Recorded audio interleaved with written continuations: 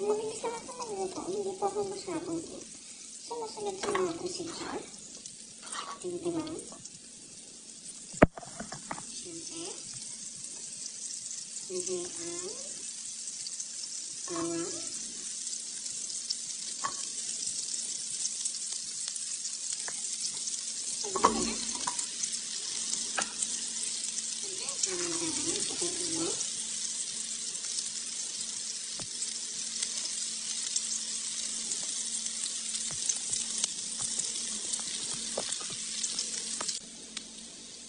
Siyempre, lagyan na natin ang bacon.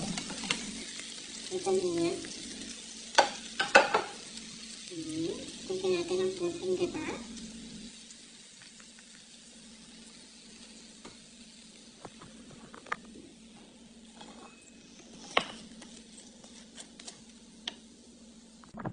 So, ayan na siya. Pakuluan lang natin. Hanggang nag-onions na siya. Sabi nga nila, ng mga magagaling na chef, dapat daw ang ulo nahati-hati natin para lumasa sa bacon. So, gawin natin, gayahin natin sila.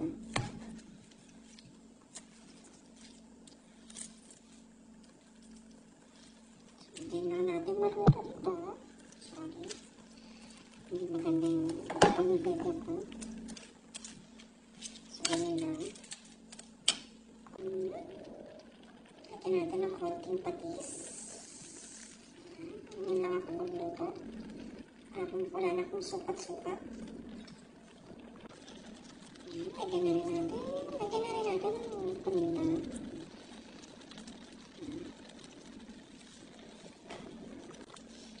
Ayan. Konti na lang. Mamaya na natin ito pa yung nais kasi gagawin pa natin yung gata. Itong gulay. So, malapit na siya. Pagpapalain lang natin.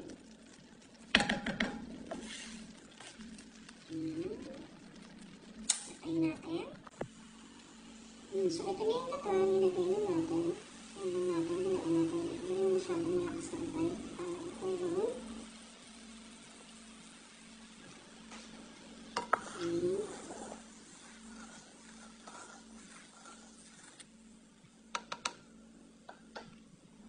pwede na rin natin lagayan.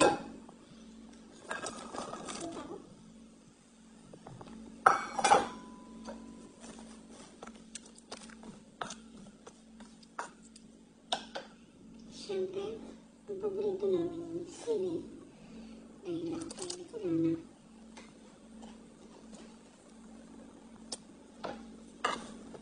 Hintayin na natin siya kumulo para matangkahan na natin siya. At ilalagok din natin siya dun sa una natin niluto. So, ayan. Nalagok na natin. Hindi ko lang ipakita kasi walang nahak ng video ko. So, ayan siya. Pakulaan na natin. Mahinang apoy.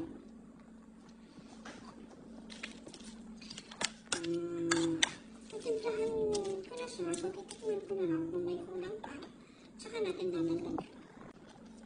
So, dagdagan natin siya ng konting patis. Hindi pa ako naglalagay ng betchin. Ayaw natin ng betchin. Baka maano kami magkasakit. Ito lang kami naglalagay ng betchin. Sinisikap naman mag-memory sa pagkain.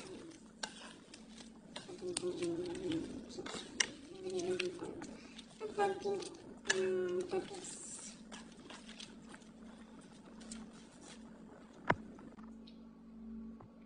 So yan, ito na po ang final. Sorry, konti lang yung gulay na nailagay ko. Pero ito na po siya. And thank you sa susunod ulit.